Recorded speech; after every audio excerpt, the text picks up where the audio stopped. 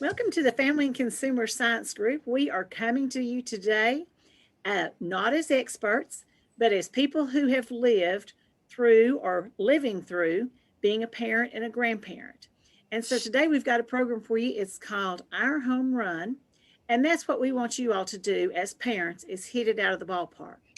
And we can all tell you we've had a whole lot of strikeouts, but we've had a lot of success too. So we want to share some of those. So I will tell you, I'm the mother of 3 boys, the oldest being 36, and the grandmother of 9 children, with the youngest one being 4 months. So I'm going to let you meet our other panelists so you'll learn all about us. Hi, I'm Karen Nelms, and I work with youth. And I'm my oldest. I have 2 boys. The oldest is 10, and the youngest one is 7. And I'm Connie Greiner, and I've got 2 sons. The oldest is 30, and I'm the grandmother of 2 wonderful grandchildren, and the youngest is actually 2 months. I'm Heather Kyle Harmon, and we're actually a blended family. So I have 2 stepchildren. They're 21 and 18. And then my 2 are 17 and 13. So we're right in the middle of all those fun teenage years. My name is Lisa McMahon, and I have a 21-year-old. And my name is Sarah Kite in McMinn County, and I have a beautiful 6-year-old boy and a 7-year-old boy. So as you can tell, we're a well-diverse group. So let's get started today. So when we're thinking about a team, you think of having coaches, you think of having teammates, but we're going to have a lot of fun today, and so we're going to make this happen, okay? This class is going to talk about relationships with your children, and they're very similar to sports teams. So if you think about it, we are all on a sports team. We have a lot of relationship with our kids, sometimes positive, sometimes negative, okay? So none of us are perfect. I didn't know how things could be so different till I had a 14-year-old granddaughter, because I had raised little boys that loved you and little girls and little boys that loved you, and then they become teenagers. So there's all kinds of scenarios that we're in right now. When you're thinking about a team, think about a coach. What's a coach in charge of? They're very similar to being on a team, just like you are as parents. You've got to be the one that stays in charge. You've got to be committed. You got to be nice, but then again, sometimes you've got to be tough. You've got to explain the rules to the kids of the game, and they've got to know that there are consequences, discipline, both positive and every now and then negative, and know that parents have building skills and they're working to make this game work. Okay? How many of you all can think of when chemistry is going just perfect in the family? It seems like everything is just flowing along. Same thing with chemistry on a team. You can see teams that cannot play together, and then you can see teams that have it all together. Well, let's look at how the sports teams are similar to the relationship with your kids. Okay, there's all kinds of ways that they pick up for each other. You know, if one's having a down day, the other one can jump in and do a lot for the kid. So there's different ways you would define a relationship. A relationship is a connection between you and another. This course will strengthen our relationships and connections with each other. How many of you, as an adult, have ever watched the Hollywood movies of the little sports teams? Now, one that goes way back is Bad News Bears. There was even the ones that, you know, are modern that are not kiddish, such as Remember the Titans. All of these, what do they have in common? You're thinking back, when they first got together, it was a sad, sad situation. Almost all of these movies, they were a bunch of losers. All of them had their own little egos that they dealt with. All of them wanted to be in charge. Most of them couldn't get their act together. But when you get halfway through the movie, all of a sudden they win a game or two. And at that point, you're sunk in, oh, this is going to happen. This is going to happen. Maybe they could win 2 games. And some of y'all have sat on the sidelines as parents and thought, we're never going to win a game. But you will sometimes. So then you get 3/4 of the way into the movie and they're really winning and you're on the edge of the seat. You just feel like you're at this big tournament and things go wrong. Somebody breaks an arm. Somebody has a falling out. Something happens and then you're back down to the bottom. And what happens? Coach comes in. He gives the motivating talk. Or maybe the lousiest kid on the team becomes the coach that day. And he comes in and he gives an uplifting talk to the others. And all of a sudden, by the end of the season, then you find out that they are the winning team and the champions. Well, that's what we're going to go through today is we are going to be a winning team. It just may take us a while to get there. Okay. So with that being said, we're going to talk about a RAM model. So if I can see my RAM. Okay. The rules of the game. So we kind of know, with the rules of the game that in baseball, a home run is you've got somebody sitting at the bat. They're going to bat. Hopefully they're going to hit it. Sometimes they're going to have some strikeouts, but once they've hit it, they're going to run to first base, second base, third base, and home. That's the game plan. And that's what we're hoping is going to be your game plan, is that you all may start out at first, but you will end up hitting a home run. So now I will tell you, we're going to use the relationship attachment model, and we're going to refer to it a lot in the next 5 sessions, called the RAM model. When you're thinking about your kids, you go through these situations all the time where sometimes you're all the way down to touch and then you're back down to no. And so think about those. The first one that we're going to talk about is no. The ways that you and your children talk and know each other. So we will call that the team talk. And a lot of times the team talk doesn't happen because we're so busy getting to different ball games, but you want to start there and getting everybody in the family talking on the same page. The second connection is the trust. This refers to ways that you and your kids respect each other. So we are going to refer to this connection as team sportsmanship. And so we've got to make sure that we've got that sportsmanship for us all to get along. The third connection is to rely. And this refers to ways you and your kids work and play together. Therefore, we will refer to it as teamwork. And this is when you've got to spend a lot of time on when you're a busy family of getting everybody playing together. The fourth connection is to commit. This refers to ways that you and your kids support each other and stick together. This connection is a major source of resilience within a family. We will refer to this connection as team commit. And there's a lot of times that the team's got to commit to get through some of the struggles that we all go through as a family. And the last connection is the touch. And this refers to ways you and your kids can show love, affection, and appreciation for each other. Therefore, we'll refer to this as team spirit. And tell me a time that you have not enjoyed getting a pat on the back when things were down, a time you've not enjoyed a hug where somebody said, good job, even though maybe it wasn't a home run at that point, but it was a good job. So all these, the team talk, the team sportsmanship, the teamwork, the team commitment, and the team spirit are very important. Now, to go into depth, I'm going to let Sarah tell you just a little bit more about the RAM attachment model. Thanks, Sarah. I do love this Our Home Runs theme because, all these areas of the RAM helps you feel connected and bonded to your kids, parent and child relationship. So if you think about you're at a baseball game and someone hits a single, you're like, yay, good job. Well, what if they hit a double or a triple or home run? The crowd goes wild, the players super excited, all the teammates. And That's exactly how your relationship should be. You know, if you hit a home run with your kids and things are functioning well, you should be cheering, you should be excited. It feels good for you as the parent slash coach. It feels good for the child slash the teammate. And your team is working, it's functioning, it feels good. When you hit a single, it feels good, but you can always improve, right?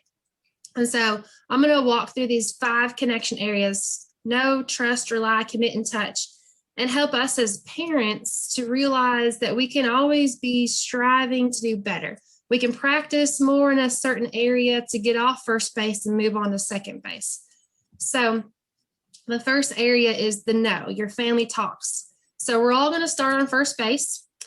And if you're sitting there, you kind of are in a team as a family unit where you never really talk. You don't really know what's going on with each other. When you do talk, it's not personal, and you don't really listen very well. You can do a little bit better and talk a little bit more. You can talk more personal matters with each other. You listen sort of okay, but you can do even better and get to third base where it's more frequent. And we all want to try to hit the home run and talk a lot to each other as a family, to know what's going on with each other, to talk more personal with each other, what's going on, and to do a lot more listening. The next area is trust. That's your team, family team respect. We all start on first base again with not much respect, a lot of arguing about the rules and chores, authority, don't really apologize, lack of cooperation as a family, and never really resolving conflicts. It's a hard base and you don't want to get stuck there. You want to make plans in those 5 areas, especially this trust area, what to do to get to second base or to third or to home. And home would be usually everyone respects each other. It's a mutual respect between parent and child. Not really a lot of conflict about rules. We all know our position in the family and our role, and we respect each other in the rules. Usually apologize when things go awry. A lot of cooperation as a family unit, as this team. And a lot of good happens when we resolve conflicts. The team wants to work out the kinks. And going back to a sports team, you know, if you're striking out every at bat, you got to try to figure out why, you know, resolve the conflict. Maybe you're standing too close or too far from the plate.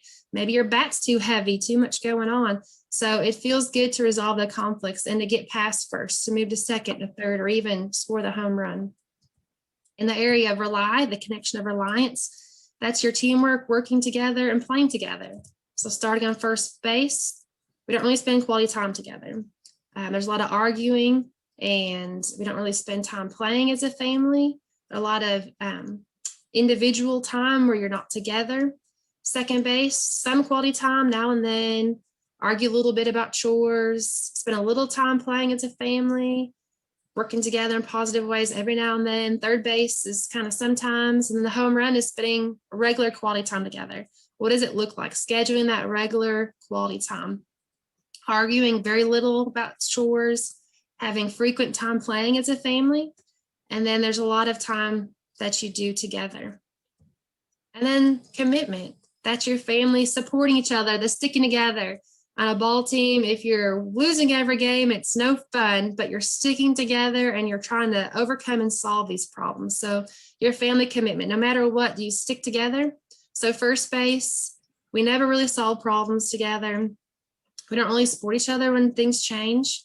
We face challenges alone and we don't easily adjust to change. That'd be first base. So let's try to do a little bit better, get to second, solving those problems a little more often, get to third, you know, having that support in times of change. Or a home run is where you want to strive to be and usually solve your problems together and support each other and face challenges together most of the time, and then adjust to change fairly smoothly as a family unit.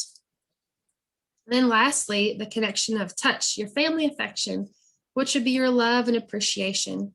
And it's the touching of the hand and the heart. So first base, you never really say I love you, never really express appreciation to each other, never compliment or give positive affirmations to each other, and never really show affection. Try to do better and get to second base, which is sometimes now and then we say I love you. Get to third base, which is sometimes, occasionally. Hit the home run. It feels good when people say I love you all the time. Have a routine where you're saying I love you and express your appreciation for each other. Everyone has chores and things they do. And when my family says, oh, thank you for cooking dinner, thank you for putting food in our house for going shopping, I know that my role is to fix food, but still I want to be thanked for it.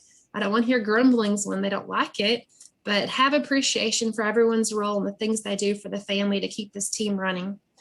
Give those compliments and positive affirmations routinely. An affirmation is saying like, hey, you did a great job on your testing last week, or you look so beautiful in those prom pictures. I'm so proud of the young lady or young gentleman you've become. Those affirming words, make them specific to that person so they're meaningful. And also showing affection routinely. I think back to the 5 love languages that we teach with UT Extension. Knowing someone's love language to know how you can touch their heart. We're all different how we receive love. So those are the 5 areas of bonding and connection. So next time you think about your connection in those 5 areas, think about what base are you on? And it's good to remember that we're all not hitting home runs every single day of our life. Sometimes we get stuck on first or second or third. Sometimes we strike out with our relationships with our children. One child, we might have a great relationship in the no area, but the other child, for some reason, we're striking out. So understanding what base you're on and then making a plan for what to do about those things so that you can strengthen your bond with your children.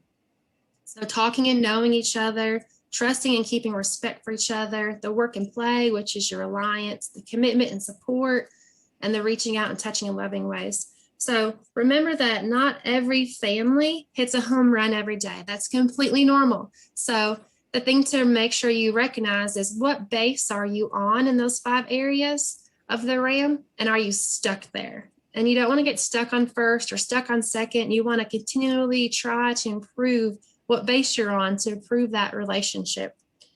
So this model of the RAM helps with the 5 major connections to keep strengthening and also developing our relationship with our kids. It's an ongoing process. And all of us that are here today, we have different ages and stages of children. And so depending on what age and stage you are in, things are different on how you handle it. How I handle my relationship with my 6-year-old is different than how someone handles the relationship with their 36-year-old or their 16-year-old. So understanding what age and stage your kids are in, and we'll get to that today, so it'll be some good help. But you want to keep progressing. You want to help with these connections so they grow deeper. And we're going to provide activities and additional ideas and skills through all 5 of these sessions to help you to be able to do this within your family. One of the biggest things, if you're in the sports world, that coaches talk about so much is the fundamentals. Focus on the fundamentals. In our family, we're in the basketball world. So, the fundamentals would be ball handling, shooting, making sure you have your footwork. So fundamentals are the same in our relationships. We need to make sure that as parents that we're like successful coaches. We need to understand these fundamentals of maintaining our positive and strong relationships within our parent-child team. So we really need to focus on these fundamentals. And there's 3 that we're going to talk about in this lesson. So the first one is it is normal to get out of balance in your relationship with your children. So this means that your feelings of closeness will fluctuate. And this is true in any of our really close, intimate relationships. We're going to have that fluctuation. So I want you all to just take a second and think about things that would cause a relationship to have those fluctuations. So some examples can be the birth of a sibling, going from maybe elementary school to middle school. So there's going to be times, or even from middle school to those high school years, and going off to college. So we're going to have fluctuation in our relationships with our children. One that stood out to me was when my kids were little, they would go through phases where they're a daddy's girl for a while, and then they'll come back and then they're a mama's boy, and they kind of fluctuate in those relationships. So just realizing that that's normal. But then we're going to move on to the next one, and that is the danger is not becoming imbalanced, but staying imbalanced. So, relationships are not self-correcting, like most things in our life. So you do not have to do anything wrong for your relationship to slip just a little bit in the areas represented by the RAM. So, when our kids move into those teenage years, The no part kind of goes down a little bit. They become very attached to their friends and they're talking to their friends. So we do need to make sure that we're staying engaged in that no piece because that is going to become imbalanced at times, just like all the rest of them.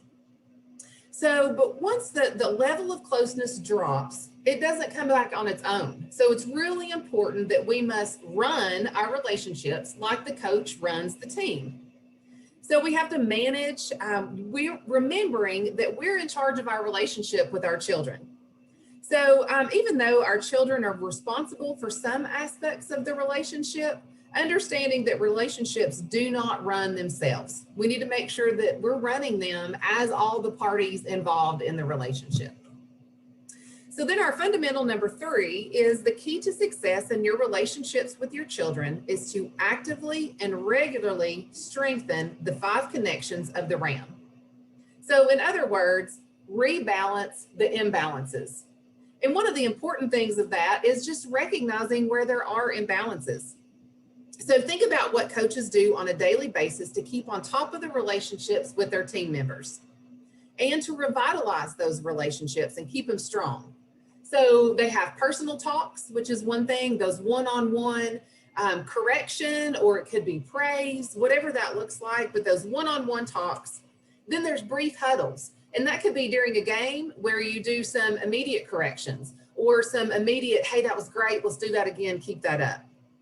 Then there's the regular team meetings. So that's where coaches meet with their players and parents meet with their kids. And just have those regular, hey, I want to touch base with you, what's going on? That can be the dinner, hey, what's your high, what's your low for the day? Just reconnecting as a family, making sure that we're talking. And then the last one is major extended times like team training camps, team building activities. So for a family, in a family situation, that would be vacation.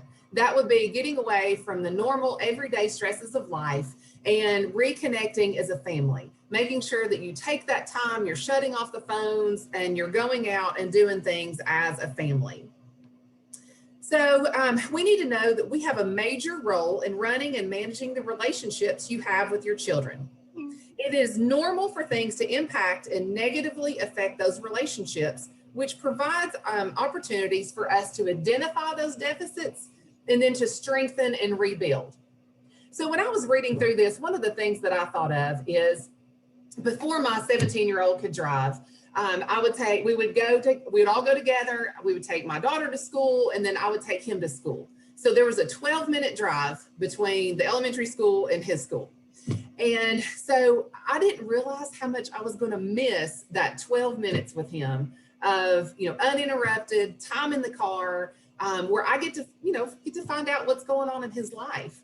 So we made a pact when he started driving that I would still get my 12 minutes. So when I feel us kind of disconnecting or not having that time together, then I call my 12 minutes. So, we have to go, we just run to the store and grab something to drink, or we go for a walk, but making sure that I still have my 12 minutes.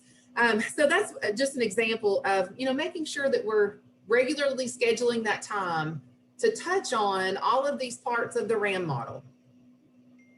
All right, so one of the major takeaways from this program is the format for you to have regular parent-child team meetings. So just like a sports team would have a team meeting, we need to make sure that we're having a team meeting and making sure that they are not just negative, corrective team meetings, but that we're having some positive team meetings also. So the first one we're going to talk about is the no. So, how do you talk to your children? What do you know about your children? So let's begin with the concept of how we talk.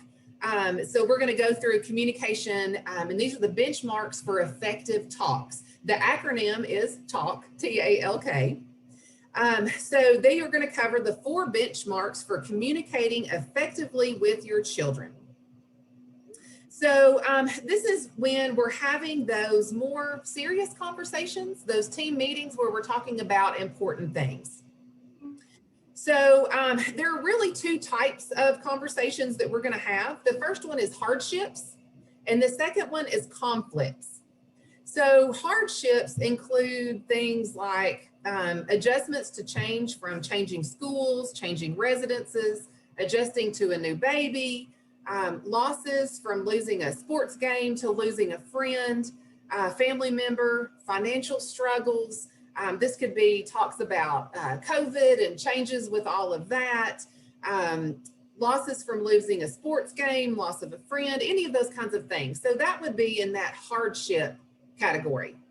The second one is conflicts. And this is where we have to address, arguments between siblings, disagreements about family rules and expectations, disciplinary conflicts, tensions over responsibility, moodiness, that becomes an issue in those teenage years, the attitude and moodiness. So all of those would be under that category of conflicts. So handling conflicts and disciplinary concerns, we're going to cover that more in the next session. So now we're going to talk about that TALK acronym. So these are the benchmarks for effective talks. The first one is to tune in. And in our day and time and world that we're in right now, this one can be really challenging for families, but it's so important. So there are almost always distractions. But when we're having those meaningful conversations, we need to make sure that we tune in to our kids. So, what are things that we need to tune out before we can tune in? We have to tune out. So we need to tune out our phones, computers, TV, music, other kids that are running around, any surrounding situations. All of that needs to be tuned out before we can tune in. And the challenging part is that applies to not only our children, but it applies to us too. So we need to make sure that we are putting our phone down, we're paying attention. One of the things that I've realized too as a parent, I'm really tall anyway, but I've been taller than my children, not anymore. But we need to make sure that we're getting down to their level. This is part of tuning in, is making eye contact, sitting down where we're on their eye level. We're not talking down to them, but we're really making eye contact and touching and tuning into them. And the other T is touching. So, a lot of times just lovingly touching our children can really de-escalate a situation. Just putting your hand on their arm, putting your hand on their back, it can just help calm the mood. Even though we're having conflict, I still love you and we're going to work through it. So tuning in, tuning out the distractions, tuning into our kids, and having that touch. And remembering part of touch is our body language. So our body language a lot of times often speaks louder than our words. So making sure that we're making that eye contact, we're open, we're not shut off, and having those really positive tune in moments. So let's do a little activity about tuning in. So if we were in person, I would ask two of you to come up and demonstrate something with me. But think about when you're talking, maybe you're cooking dinner or trying to work from home, or you have something that you're involved in and that is the priority at the moment. And then your child enters the room and your child has something that they need to talk to you about. So think about it in a couple different scenarios. I'm thinking about myself specifically. If I'm cooking dinner and I'm preparing something, or maybe I'm working on something for work and my daughter needs to come in and tell me something. She has gotten better as she's gotten older, but when she was younger, she wasn't always quite so patient to let me stop what I'm doing to focus on my attention. And there has been times that I've known that thinking back that maybe I never completely stopped what I was doing to give her my attention so we could communicate. So think back when there may have been an opportunity that you were in the middle of something, and then how did you handle that with your child? So what was your listening skills like? If I'm thinking about cutting this onion and listening to Emma talk about something going on at school, one ear may be listening and the other, my eyes are watching my fingers to make sure I don't chop them off, right? So part of it is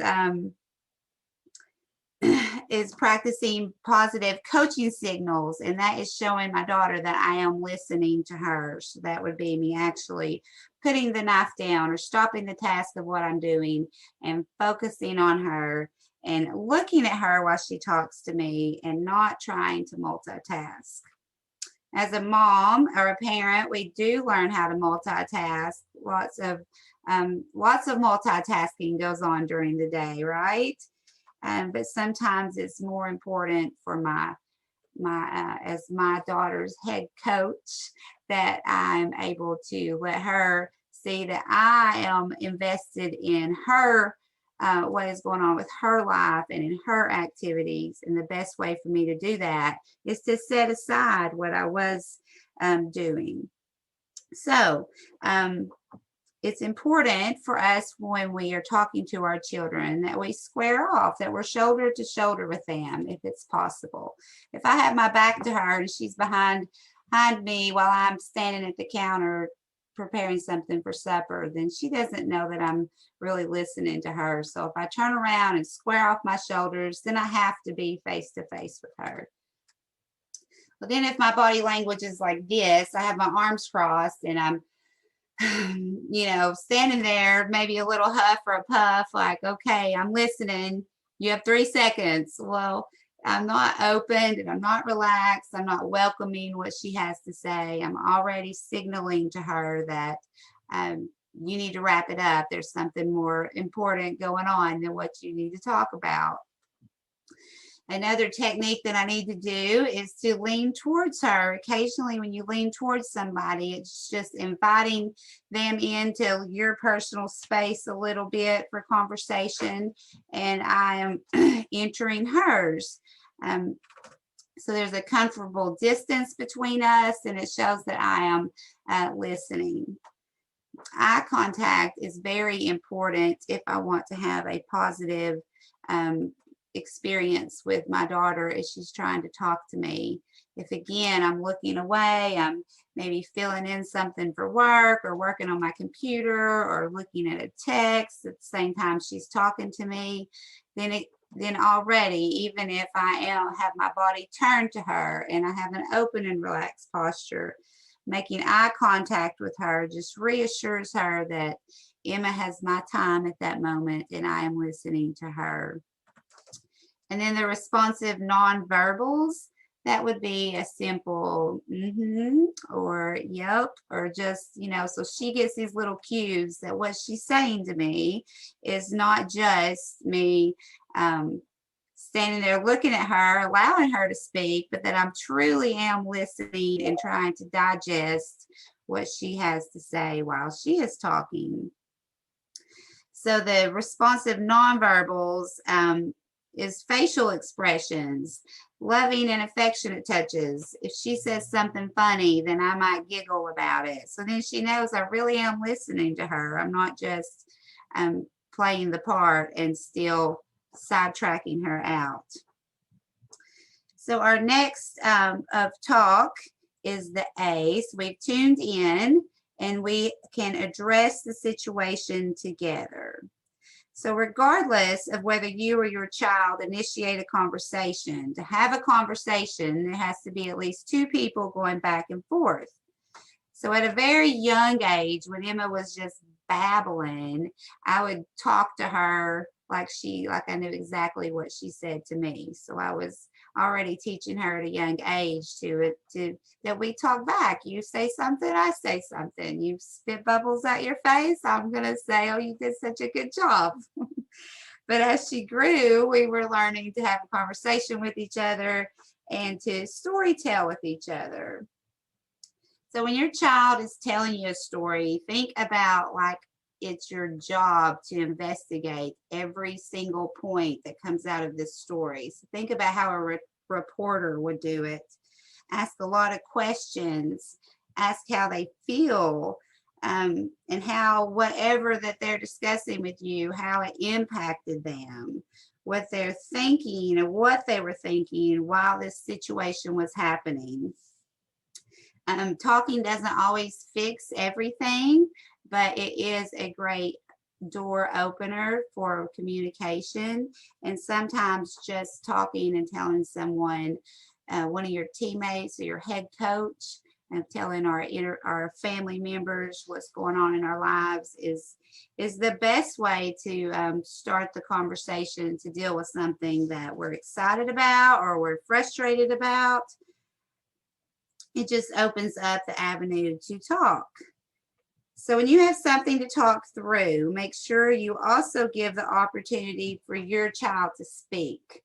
Emma has pointed out to me a time or two, thinking back in the past, that I was doing all the talking, that sometimes I thought that I already probably knew what her problem was and I could go ahead and fix it for her, but I don't know what it is if I don't allow her to have her time to speak. So make sure that everybody gets to hold the bat, that everybody's up at plate and they get their opportunity to say what they need to say.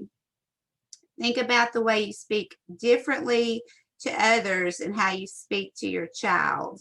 If you speak to others with greater self-restraint and balance than you do with your own child, then you find ways to modify your style with your child. We want our children to have the best of us, not the worst of us.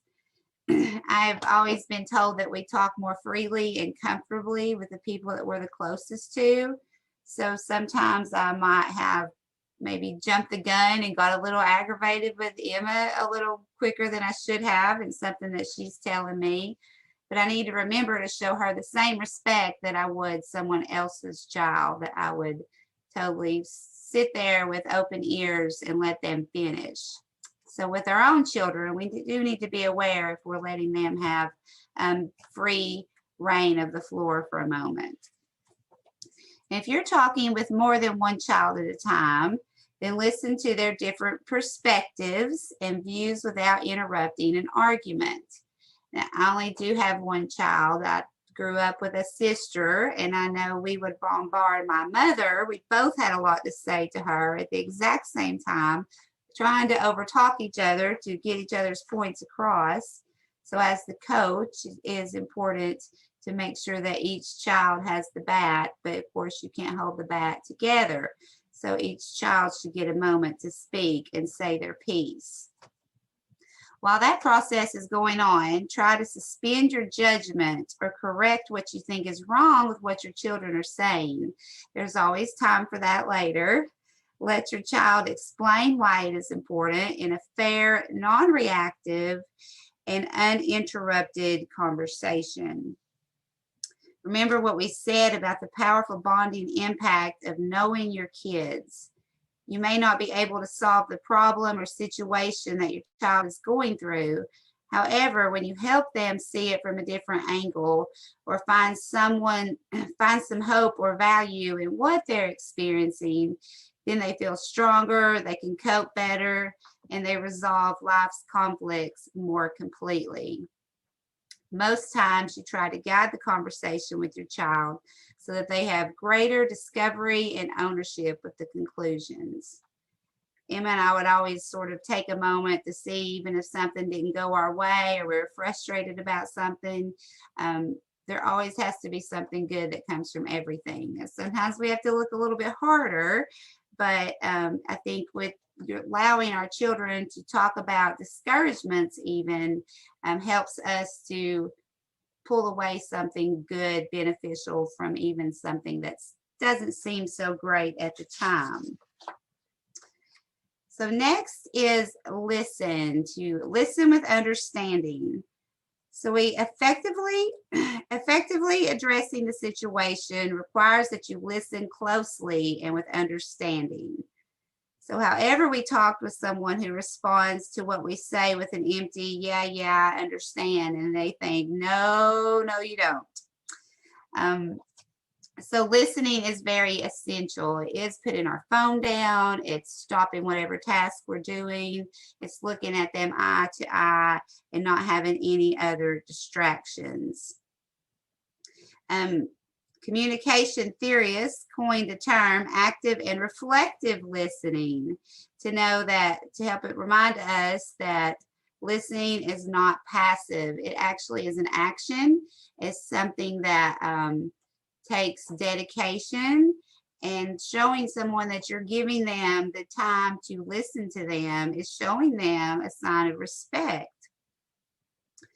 So we're going to do another activity in just a little bit where we combine a second, combine it with a second activity. But I'm going to read you the description and talk for just a minute about what it means to be an active listener. So good communication helps you and your children grow and stay in the know. You need to regularly ask yourself, how are we doing in our times of talking? Are we staying in tune with each other? Do we feel that we've had enough time to talk together? Are there any things that we need to talk about that we have either been avoiding or haven't had time to discuss?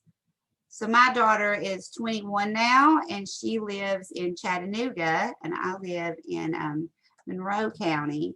So she's about an hour and a half from me. She has a different school schedule, and she works, and I work, and I have a lot of activities in the evening as well. So we have to be extremely intentional now to make sure that we have time to listen and talk to each other. I know last week for like 4 days in a row, I was texting her and she would text me back, I'm at work. I would call her and she'd say, I'm in class. And she'd text me, I'm on a Zoom meeting. Like, we just had the hardest time making a connection with each other last week to listen to each other. So we set up an appointment, and it was like 3 days down the road, but we spent a good hour and a half on the phone with each other, just talking, because I needed to actively listen to her just like she did me. So so we had to make the effort to make a active listening session. So when she was telling me about everything that she had going on with her finals and things at work and life in Chattanooga, I tried to ask her lots of questions about what she was, what she was talking about and how that all happened and what they say. And so one thing to do is identify the feeling of your child. So you were feeling this, say it back to her. I'd say it back to her. It seems like you felt this, or you sure felt frustrated that this happened, and I would sympathize with her. And then, summarize the situations back that your child is telling to you. So when this happened to you, it would sound something like, it sounds like you felt frustrated when you did not get any credit for the work that you did. So when saying things back to Emma that Emma says to me, she knows I'm hearing it, but I also don't want her to think I'm just word for word saying what she said to me, but that I'm actually digesting her words. I'm trying to figure out the situation that she's been through, and I say it back to her and like, is that right? Is that what you meant? And sometimes we're back and forth figuring out what each other mean. But at the end of a conversation, I feel like I was heard. She feels like she was heard. Her life matters to me, and her situations matters to me. And that's the least.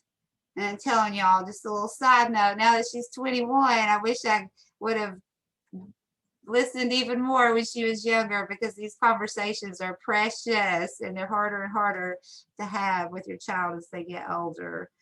But active listening is just that. It's listening to the words while reflecting on what was said to understand the meaning your child intended to convey and the feelings of your child that are behind the words.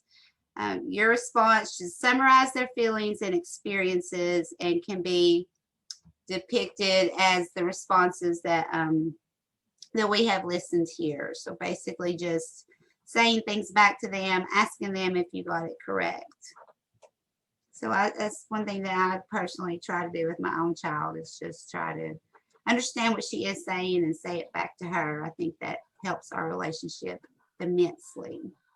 So we're going to cover the benchmarks for effective talks. We'll quickly go over this. The T is for tune in. The A is for address the situation together. The L is for listen with understanding, which we just heard. And K is keep your cool. So it's important to be able to keep your cool as you talk with your child all the way to the end of the conversation, whether it be about a conflict or a challenge that your child's facing or just an everyday conversation. So when you keep your cool, the practice this and the other ingredients of communication, then your talks usually can lead to a greater understanding and closeness in the relationship with your kids. There's a great movie. I'm sure most people have seen this, but I'll always watch it again. It's great. It's called A League of Their Own. And if you have a movie you want to watch on family night, this is going to be a good one. And it really shows, there's a section of it about the importance of keeping your cool. So I think that's a really good movie that you and your family can watch. So there's going to be an activity, and it's called Practice Emotional Self-Control. So whenever you correct your kids, there's obviously emotions that are triggered that you need to control. So this is especially true whenever you go and you're having that react, I'm in the moment. And I'm sure all of us as parents have been there, done that before, and always looking back, wow, I should have been more in control over myself. So this activity is going to try to help you to do that. So sometimes you hear your kids doing something you know you should correct, but it just seems like just background noise. And you may be ignoring that background noise because, you know, you don't want to yell or you're in the middle of doing something. But however, the problem that occurs is that the longer you ignore that noise, the more intense your frustration becomes. And by the time you finally intervene, you're going to be super upset at that point, and your emotions are going to be very intense, and you're going to have little control over yourself. So it's usually a mistake to put it off, you know, talking with your kids until your emotions are so intense that you quickly lose your temper. And I think it would be better to intervene earlier with greater personal controls and a lower intensity of your emotions. So there are 4 things that I think helps a lot. And the first one is stop. And of course, there's breathe. You're going to think about it and you're going to speak. This is all self-regulation skill, and it's designed to help keep your calm as you go through this. And the idea is to, get yourself to take a mini timeout, then you'll be able to handle your emotions 100% better. The age-old, count to 10, it's very similar in strategy, and it's used to make you stop and think before you act. So once you stop, you can have a few seconds before your mind and emotions surge again to give yourself a second command. You're going to breathe. So just breathe in. I've done this several times, through the nose and out through the mouth. And this means that you breathe in as slowly as you can. And as you exhale, it's going to slow your blood pressure a little bit. So some people found that it's very meaningful to have a phrase word that helps them also to do this. So they say it under their breath. So whatever that is going to be, and it could just be stop and breathe, just something to help you. And then third, you're going to tell yourself to think. There's an old saying, think before we speak, and it's not enough just to take time out, take a deep breath or count to 10. You've got to plan what you're going to say or do. And this is the intentionality of your actions. This is where you're going to act consistent with your values and what's really best for your kids, rather than acting out your raw emotions. And then lastly, you're going to tell yourself speak, so that what you say and do are more intentional and more under control with the situation at hand. So this is definitely a simple kind of developing emotional control that you can do. And you can definitely use this with your children rather than just telling them to take a time out. You can teach them to stop, like freeze tag for your younger kids. And take a slow breath in and exhale slowly. And then think about what they're going to do or say before they go forward with their actions. So it's a really good example. If you're doing this, they're going to learn, hey, I can do this too, and it helps them. So there's another activity called Stay in the Know with your kids. I'd like to take a little time and explore this area of your relationship with your children. And remember, in the RAM model, the no. Some of the practice questions for asking your child would be, you could ask, tell me 3 things best about you. Or what punishment have I given you that you thought was really unfair and why? Or if you could decorate our place, what would it look like? So those are some of the questions to ask your child.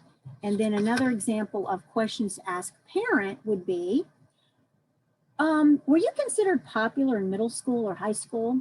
Why and why not? That's a good one. Makes you think there. Or what makes you lose your temper with me? And that's a really good question for kids to ask their parents. So those are just some examples, but you're going to identify questions that cover topics we commonly talk about, and then those you'd like to explore more deeply. So feel free, be creative. And once you do this, you're going to come back together and we're going to do a 2-in-1 activity. And it's in this first connection of staying in the know with your kids. So the first is on what you actually know about each other. And then the second is on how you talk with each other. So you're going to practice good listening skills and get to know your family even better than you know them now, hopefully. So you're going to pair together with the partner and ask each other these things. And in baseball, as we know, each player takes a turn at bat. So during this activity, what that means is that the player is going to get a chance to swing at the ball, hit the ball, and run the bases, and maybe even hit a home run. So the one who's holding the bat, the one who's up to bat, is the speaker. And whoever's holding the ball is the pitcher and gets to pitch a question from the questions that you'd selected. So the one holding the bat then has to answer that question. So you're going to try to answer the question just as one of your own kids would answer the question. So you're putting yourself in their position and back. So you're reversing the roles there. So this will help you explore how well you believe you know your kids. So after that person answers the question, the pitcher or the listener has to accurately restate what was said and follow the guidelines from the active listening description. So if you said a lot, then the listener just needs to make a good enough summary of what you said, and you don't want to repeat all of those details. The summary might only be 1 sentence even, and that's okay. So afterward, the listener who repeated what you had said has a turn at bat, and the batter becomes the pitcher, and they just trade roles. So your batter or the other person answers your question about what makes a good friend and says something like, well, a good friend's someone who goes out of their way to help or be nice, like how Sam came over and helped me with my project last week. Repeating what was said would sound like a quality of a good friend is to go out of their way or be nice. Even though this is accurate, it only restates what was said and doesn't look any deeper about actually what was being meant and what's behind the words. So when a parent looks deeper to try to understand the feelings and the meanings behind what your child's saying, then the parent has actually pitched a perfect game. So the parent could say, you felt really supported when Sam came over and helped you with the project. You didn't have to beg or even ask him. Sam just took the initiative to be there for you. And this is what really makes a good friend, someone who goes out of their way and supports you. Now that's the perfect game because you made the accurate restatement that included what was said and also the feelings and the meanings behind what was said. And this is the ultimate intention of the active listening, is to know your child while you're communicating and getting their words and their feelings and the intentions of what they're trying to say. So after that other person or the batter's done and the listeners attempted to listen to the batter accurately and restate what was said, then the batter gives that back to the pitcher and picks it out another question, and then you're going to reverse. So how many I was going to say, when you ask these questions, a lot of times you're going to find out a lot about your children that way. And when I used to do it with my children, and I'm hoping to do this with my grandchildren as they get older and we can have conversations, just asking them these questions, having them restate them, and me myself restating, that does help our relationship to get closer. And that you're going to really get to know your children that way. So, so if you begin listening more intently, you're going to be able to change that, hopefully, that communication with your kids. So this two-part activity has two major areas of focus. The first one is on what the parents and the kids talk about and how well they tune in with each other and know what's happening in their lives. But the second is on the skill of listening and focusing on another, and the other is sharing. So you both need to have healthy communication between parents and kids, and the role modeling good listening helps parents to teach their kid how to communicate effectively, and having key questions in certain areas to discuss helps parents know what they need to be talking about with their kids. So the next section, Karen's going to take over, and she's going to do some stat sheet characteristics of your child's developmental stages.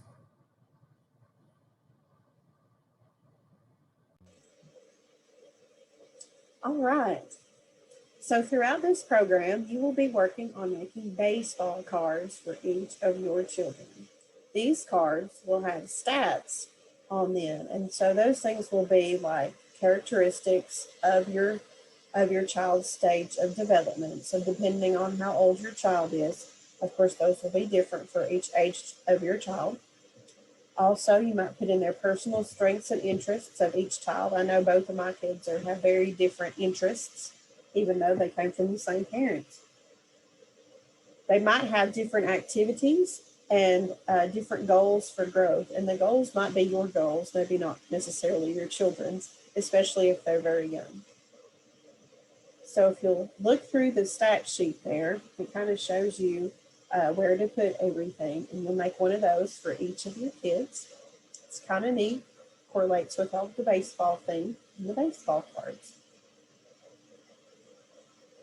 All right, so once you've done that with each of your kids, let's think about this session that we did today.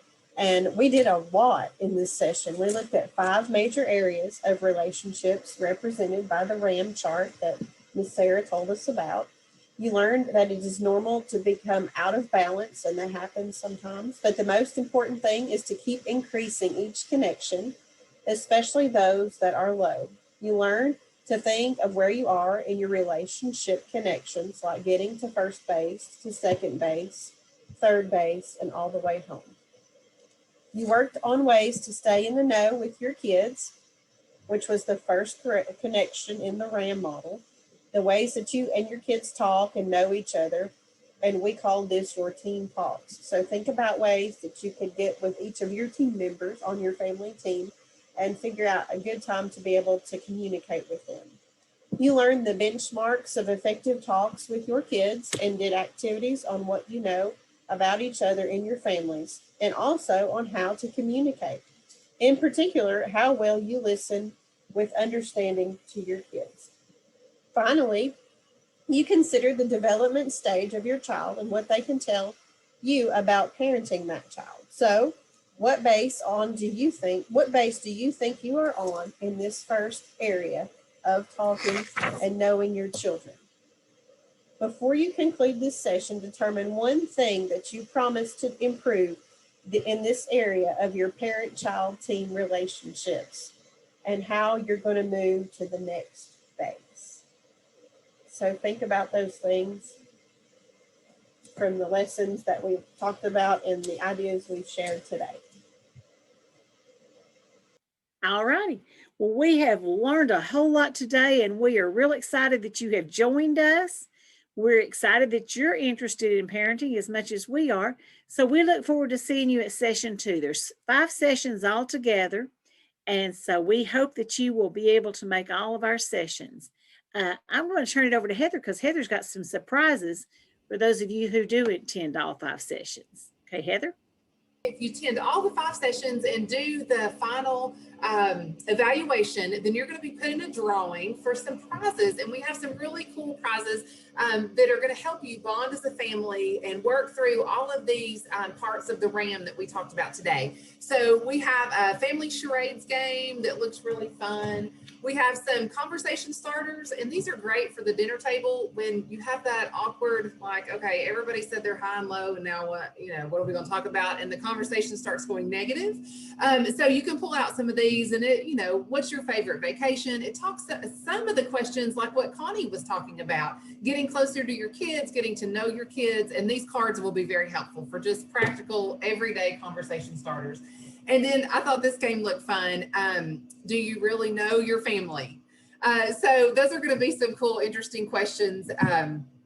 So, just some things that our kids may not know about us, our spouse may not know about us, just some interesting questions to kind of get those conversations started. So thanks so much for joining us today, and we will see you for session 2.